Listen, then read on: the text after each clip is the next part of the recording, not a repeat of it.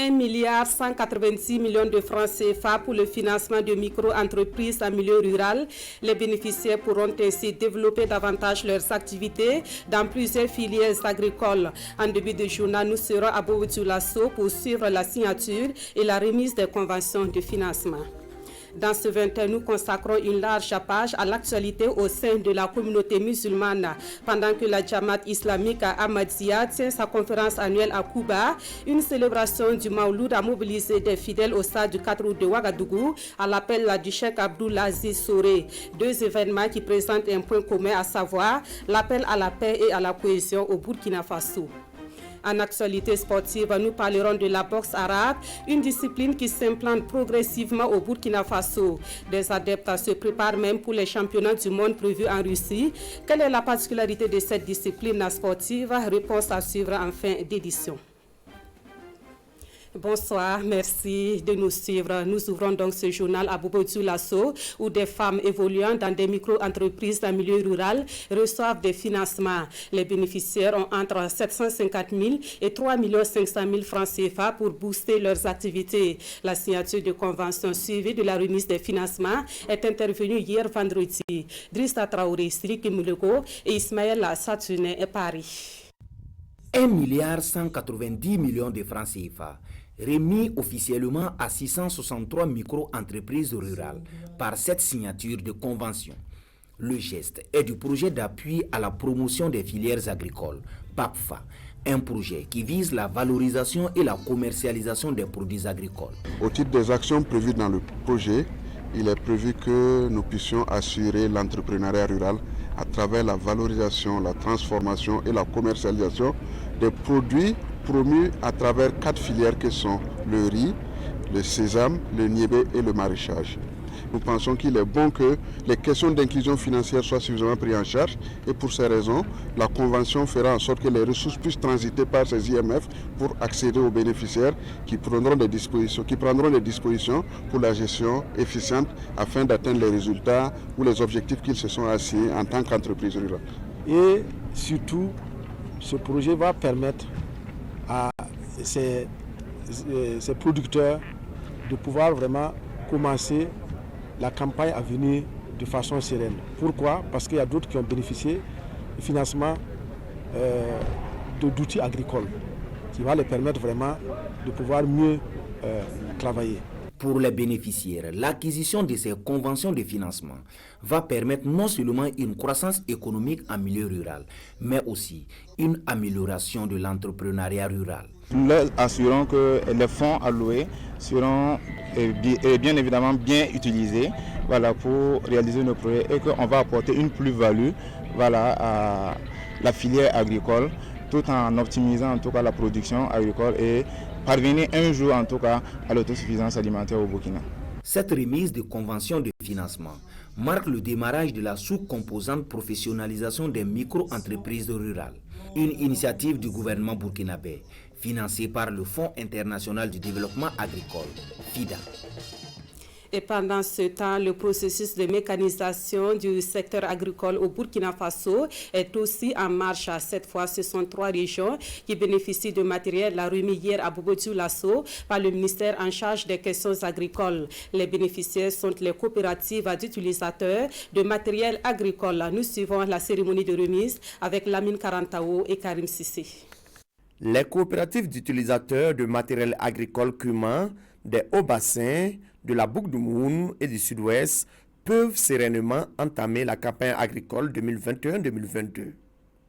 Et ce, grâce à ces tracteurs offerts par le ministère en charge de l'agriculture. Des outils qui viennent soulager les bénéficiaires. Nous sommes contents pour aller cultiver nos champs et gagner beaucoup de mangements. Je pense que les tracteurs vont nous aider de cultiver nos champs. À travers cette remise de tracteurs à ces cumins, le ministère en charge de l'agriculture veut accélérer le processus de mécanisation de l'agriculture burkinabé. Une politique qui, à terme, doit permettre à chaque coopérative d'utilisateurs de matériel agricole de disposer de tracteurs à des coûts subventionnés. Notre objectif est de faire en sorte que dans chaque commune, on ait une coopérative d'utilisateurs de matériel agricole et en leur dotant d'un tracteur, ce qui est très très urgent. Et cela va se faire vraiment avec l'appui des différentes communes, l'appui avec la Chambre nationale d'agriculture, avec la CPF, avec l'Union producteur de coton, pour qu'ensemble nous puissions voir une mécanisation qui va être productive, qui va nous permettre de transformer structurellement notre agriculture. Le ministre en charge de l'agriculture s'est rendu après cette cérémonie de remise de tracteurs à l'atelier Ouest Mécanisation, une structure spécialisée dans la fabrication et la réparation de matériel agricole. Là, le visiteur du jour a pu toucher du doigt la réalité de la fabrication des outils agricoles.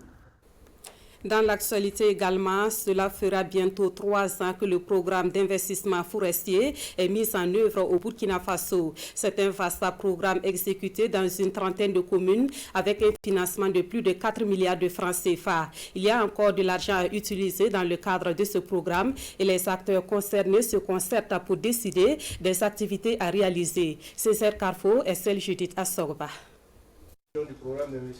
C'est une rencontre voulue par le ministre de l'Environnement, de l'Économie verte et du Changement climatique avec les maires des communes d'intervention du programme d'investissement forestier. Une rencontre d'un enjeu capital où de grandes décisions doivent être prises pour le décaissement du montant restant alloué à la mise en œuvre du programme. Dans le cadre donc de renforcer la résilience des populations face au changement climatique et au vu de la dégradation donc, du tissu forestier au niveau national, et le gouvernement burkinabé a monté un très grand programme qui permet donc d'accompagner les communes pour la préservation donc, des forêts au niveau des communes et également des espaces boisés. Ce programme a fait beaucoup donc, pour les communes et pour les populations, mais également a fait l'objet d'une prolongation une première fois et même également d'une deuxième prolongation. Et cette prolongation-là va à son terme le 30 juin 2021. Ça veut dire que dans 3 mois. Alors, donc nous sommes obligés de faire cette rencontre interpellative qui permet donc à tous les acteurs de se rendre compte que sur les 4 milliards et quelques donc, que constitue le projet, nous avons un reliquat de 1 milliard environ 500 millions qui reste à dépenser dans les 3 mois. Donc nous sommes obligés d'interpeller donc les communes et les structures, la coordination, l'ensemble donc des intervenants, pour que d'ici les 3 mois, nous puissions accélérer l'ensemble des activités et permettre donc aux communes d'absorber donc non seulement les 1 milliard 500 millions de francs CFA environ, mais également de respecter les procédures pour que nous ne perdions pas donc ce financement. Ce programme avait été lancé le 31 juillet 2018 à Dédougou et financé à hauteur de plus de 4 milliards de francs CFA par la Banque africaine de développement et la Banque mondiale. 32 communes du Burkina Faso sont bénéficiaires de ce programme. C'est une satisfaction générale qui se dégage au regard des résultats déjà obtenus sur le terrain. Et le plus gros défi à relever reste à étendre le programme à l'échelle nationale au profit des populations. Comment assurer une bonne gestion des agents au niveau des collectivités territoriales? C'est la principale question au centre d'une rencontre à laquelle prennent part les responsables des ressources humaines des collectivités. La concertation qui se tient à Zignaré est un cadre de partage de bonnes pratiques en matière de gestion des ressources humaines. Konsoun Koulibaly, Estelle Judith Assorba. Nous sommes à la mairie de Zignaré et ce sont des agents en plein exercice de leurs tâches quotidiennes que nous avons trouvés sur les lieux. Et pendant ce temps, non loin de là, dans cette salle, on réfléchit sur la gestion de leur carrière. Un clin d'œil est fait aussi à la situation administrative des autres agents des collectivités territoriales. Et ce sont les agents chargés de la gestion des ressources humaines des collectivités territoriales venus de plusieurs régions du pays qui se concertent ici à Zignaré sur la question. Objectif, assainir la situation de l'ensemble du personnel des communes et des régions. Lors de ces missions d'appui conseil, ils ont constaté un certain nombre d'insuffisances et d'incohérences au niveau de la gestion des actes des agents au niveau des collectivités territoriales. Comme insuffisance, on peut citer par exemple la mauvaise tenue des dossiers individuels, c'est très important. La lenteur dans la prise des actes d'avancement, de titularisation, l'absence d'organisation de concours, tels que le concours direct ou professionnel. Donc l'atelier que nous venons de lancer ce matin va permettre à ces différents acteurs de partager ces insuffisances et de s'accorder vraiment sur l'essentiel. Des difficultés qui engendrent des frustrations diverses comme la démotivation des agents avec pour corollaire des rendements en deçà des attentes. Et la rencontre des Zignarés offre l'opportunité aux gestionnaires des ressources humaines, aux secrétaires généraux des collectivités territoriales et aux agents du ministère de l'économie et des finances de partager leurs expériences, surtout les bonnes pratiques en la matière.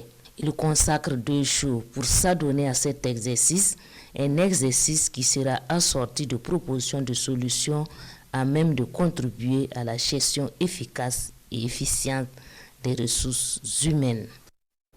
Nous remettons le cap sur Bobo Dioulasso où des journalistes du privé sont mis au parfum des nouvelles conditions d'octroi de la subvention à la presse privée. L'exercice qui s'est déroulé jeudi dernier a été assuré par les responsables du fonds d'appui à la presse privée. Occasion pour les journalistes invités de poser leurs préoccupations concernant leur domaine d'activité. Le point avec Kassou Milogo et Ismaël Saturne Paris. Les journalistes de la presse privée burkinabé peuvent désormais se mettre ensemble pour faire leur demande de subvention et de crédit au fonds d'appui à la presse privée. C'est entre autres les changements apportés dans les conditions d'octroi de la subvention à la presse privée. Pour ce faire, il est donc de bon ton d'expliquer ces nouvelles mesures aux premiers acteurs que sont les journalistes. Et cette rencontre de Bobo Dioulasso est un cadre d'échange avec la presse privée bobolaise sur le sujet. C'est de pouvoir premièrement expliquer les innovations qui sont intervenues au niveau de la subvention et secondement présenter le mécanisme de financement qui semble ne pas être très compris par les acteurs.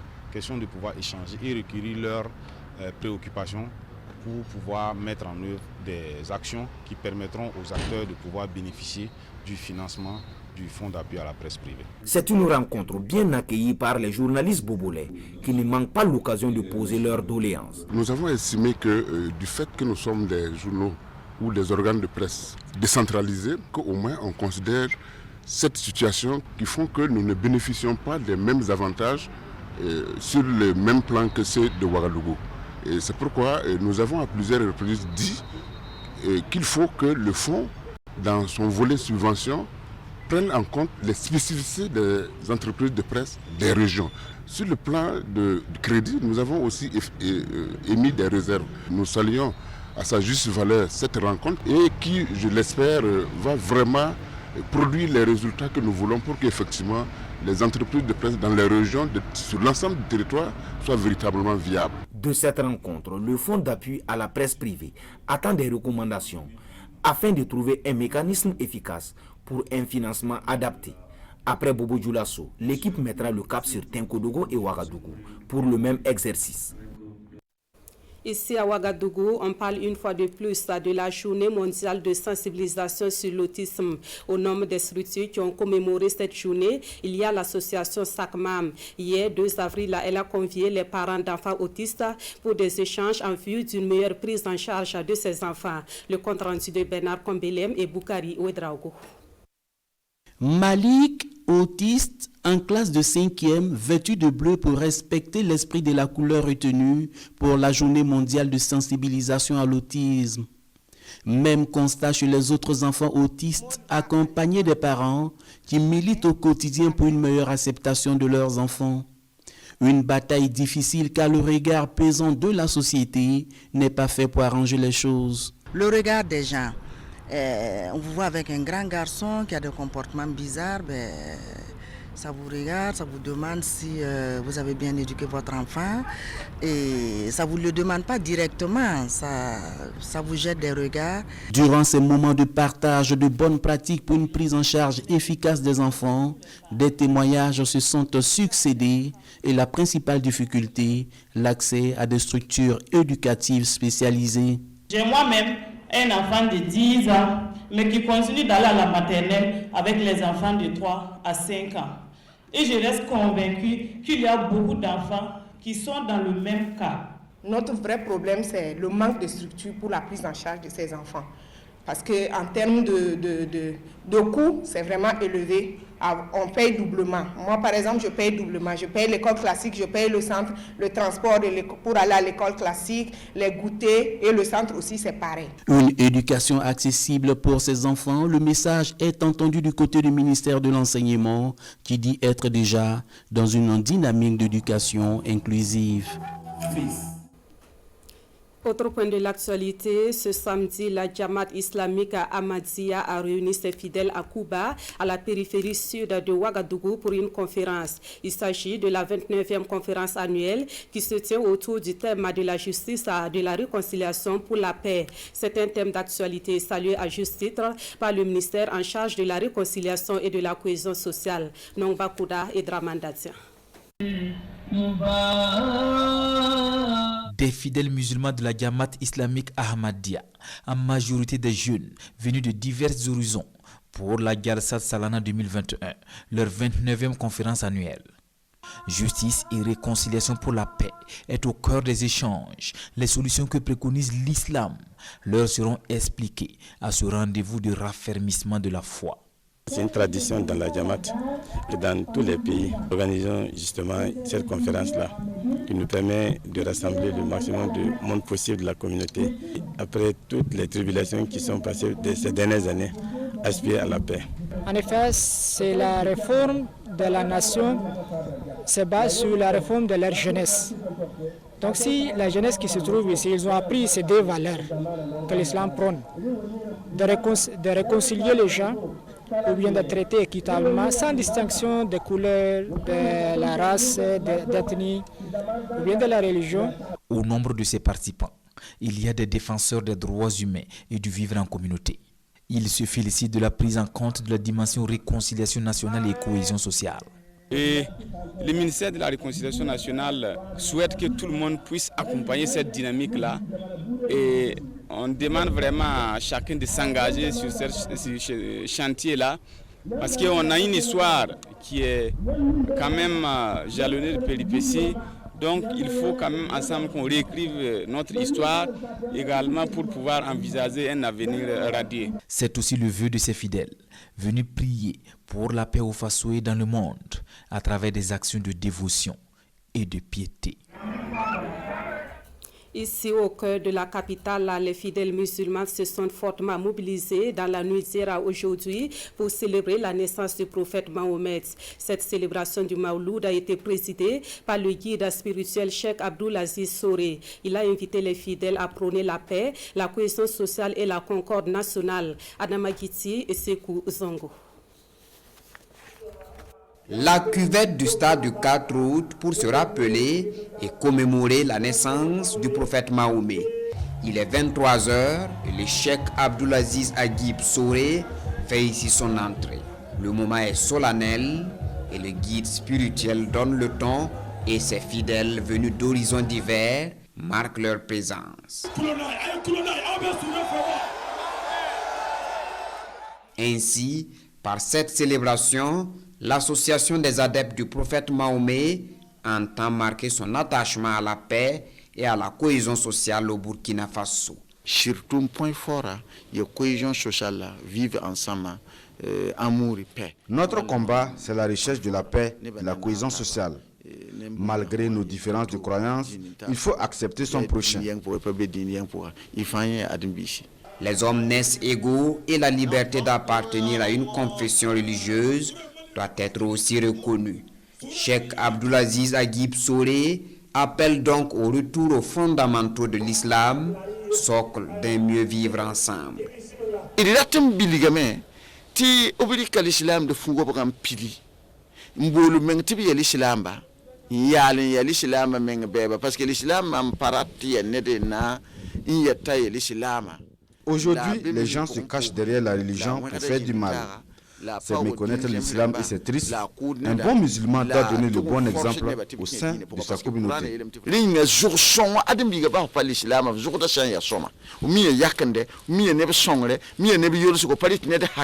Prêche, invocation et bénédiction sont les moments forts de cette célébration de la naissance du prophète de l'islam. Puis vient ce moment tant attendu par les fidèles, les exorcisés avec de l'eau bénite sur place. Les femmes musulmanes, elles, se sont retrouvées à Lumbila ce 3 avril pour le 7e séminaire national. Thème de cette rencontre, la solidarité au service du développement. Quelle contribution de la femme musulmane? Sika Kaboré, épouse du chef de l'État, a patronné l'ouverture de ce séminaire organisé par la cellule féminine du CERFI, le Centre d'études, de recherche et de formation islamique.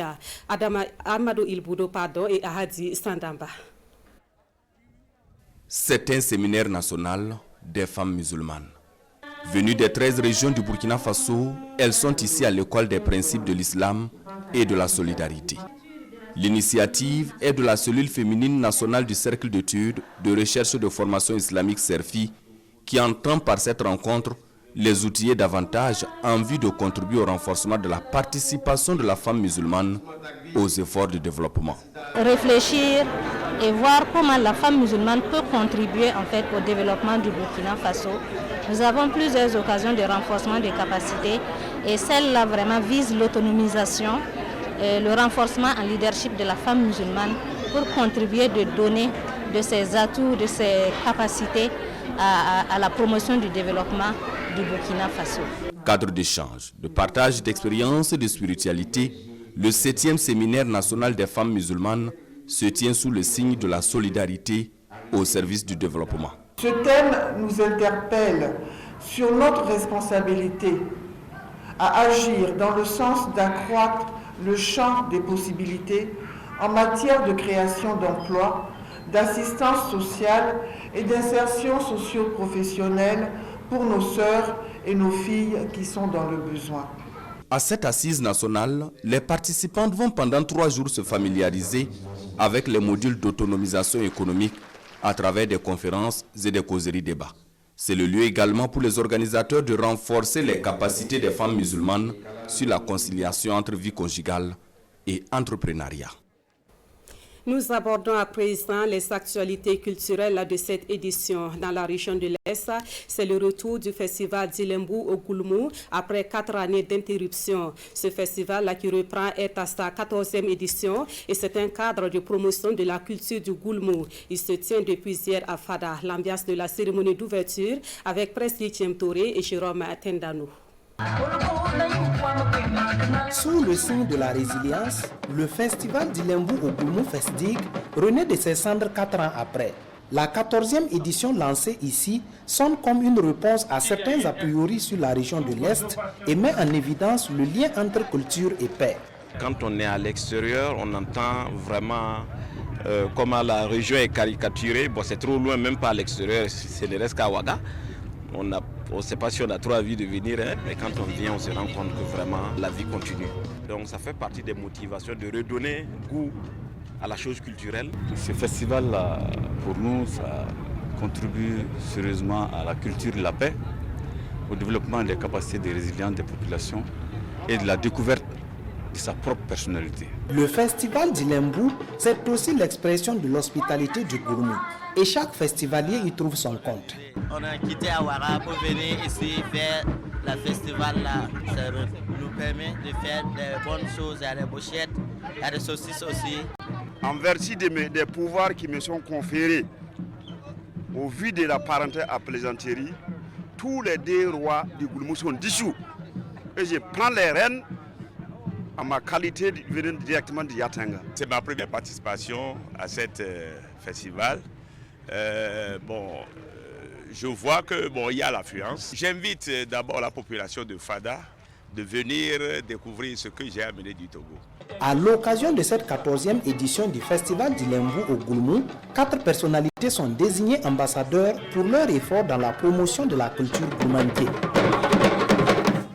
Ici, dans la région du centre, depuis jeudi dernier, la commune de Saba est dans l'ambiance du Vemao. Comprenez par là le village d'expression des musiques africaines. Plusieurs talents de la musique burkinabé et africaine se succèdent sur la scène au grand bonheur des visiteurs. Le Vemao, c'est aussi une rue marchande et un espace gastronomique. Nous y faisons un tour dans ce reportage de Jean-Eudes Bayala et Issa Kanana. Saba, au rythme de la 5e édition du Vemao, le village d'expression des musiques africaines de Ouagadougou.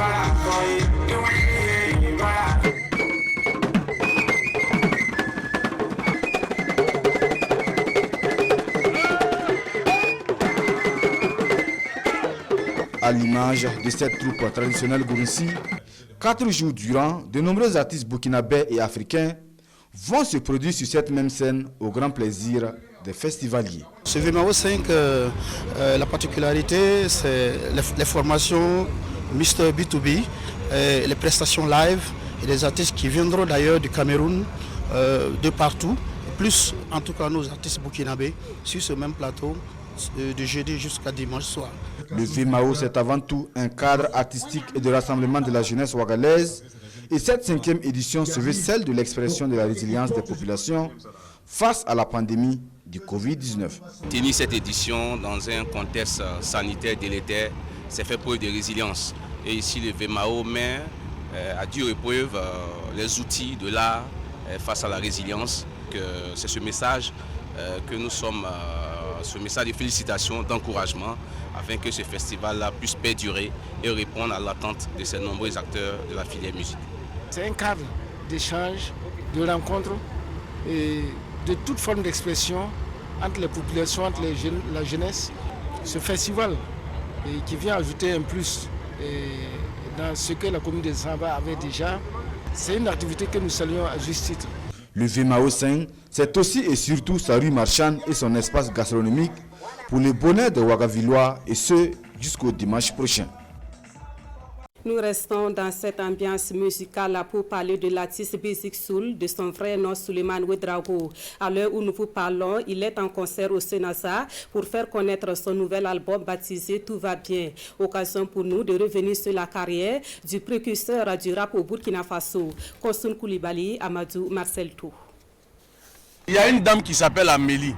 Si vous ne la voyez pas derrière moi, c'est pas exprès. Non. Parce que depuis laquelle a su que moi je suis déjà à Ouaga pour me faire doter, Amélie dit elle vient. Non. Mais il ne faut pas venir gâter mon deal. Il faut la laisser venir aussi. Bon, elle n'a pas venir, non. Oui. Mais si elle vient, je sais que les femmes du Burkina, vous êtes prêtes. Voilà. Amélie, là, c'est du vieux jeu, c'est du passé. Les hommes, venez. Je vais vous donner les petits think-tank. Comment on va bouffer l'argent des femmes? L'argent des femmes, c'est doux. Bon, les femmes, ça ne fait rien. Hein? Mais venez quand même. Venez soutenir Amélie. Mais moi, je suis sûr que ce jour-là, la meilleure va donner la dot. Et surtout, venez regarder un très beau spectacle. C'est le moment d'inverser la tendance. Vous avez parlé longtemps d'émancipation. La femme est émancipée. Montrez-nous ça maintenant. Payez facture, payez les tickets pour venir à Gogori. Hein? Ticket grand public, 5 000 francs. Hein? 10 000 francs pour les VIP. Maintenant, si tu es dans Narine comme ça de deux côtés pendant que l'entrée se fait doter, tu payes 20 000 francs, c'est fini. Et puis, attends. J'ai appris une nouvelle, hein. J'ai appris qu'il y a de grands artistes d'ici et puis de l'extérieur qui ont décidé de venir te soutenir. Il y a des hommes dedans, il y a même une femme dedans. Je peux la citer? Non, c'est pas cité. Alors, il y a la grosse star de la musique camerounaise africaine, Mr. Léo, celui qui a les dreads là. Il va me passer un peu de dreads là. Cela tape trop ma tête. Et en plus de lui, il y a Ahmed Smani, il y a Kapora, la jolie go là. Elle a décidé de rentrer dans ton mouvement. Son papa a l'argent. Il va tuer. Et puis, il y a Joe le Rapide.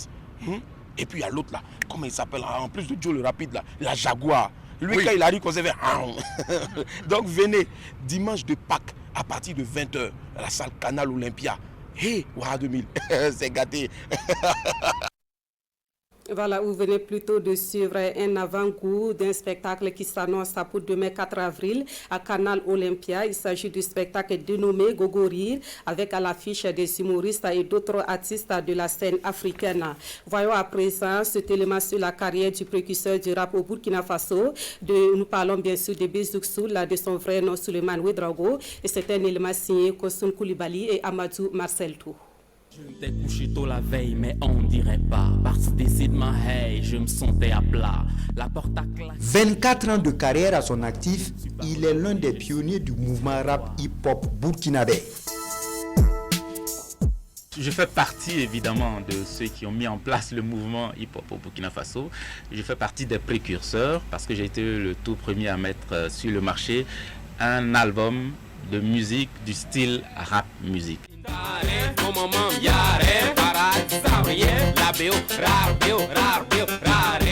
Et malgré l'ascension des autres styles et genres musicaux, Bézik Soul a toujours cru à son art. Mieux encore, il continue de se bonifier afin de redonner à ce mouvement toute sa notoriété. C'est vrai qu'au tout début, le mouvement est né avec un esprit de mode, un esprit on va faire comme ce qui se fait en Côte d'Ivoire, au Sénégal, en France, aux États-Unis.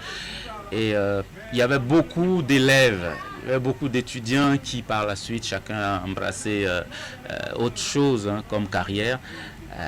Mais nous qui sommes restés, je crois que ceux qui ont duré, ceux qui durent, c'est ceux qui ont considéré que c'est une vraie pratique professionnelle et qui se sont inscrits donc dans une certaine rigueur, un certain apprentissage de longue durée, et c'est ce qui fait que nous sommes encore là et que nous ne comptons pas raccrocher de sitôt. De par son expérience dans le milieu, il est aujourd'hui un modèle pour bon nombre de rappeurs, une référence.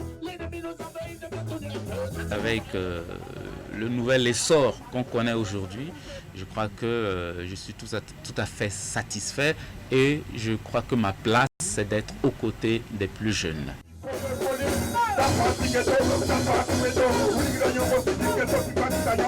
Il est humble et vraiment, en matière d'écriture, il nous a tous inspirés.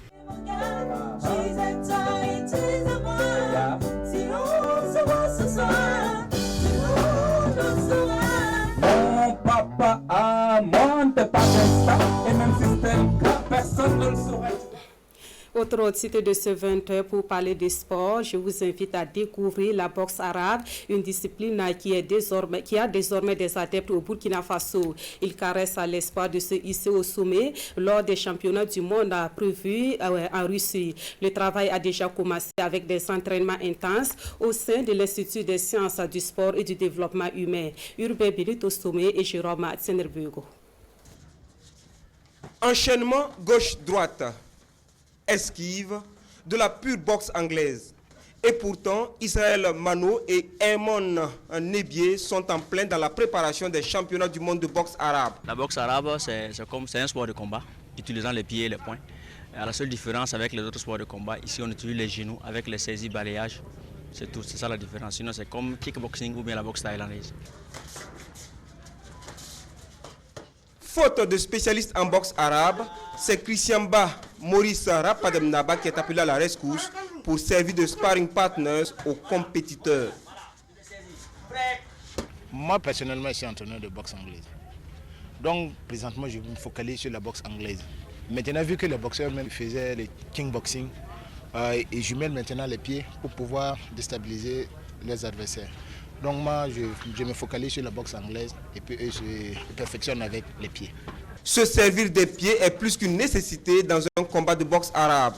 Et pour asseoir l'équipe du Burkina pour les championnats du monde de Moscou 2021, les techniciens ont dû jeter un regard sur le background des prétendants à la sélection.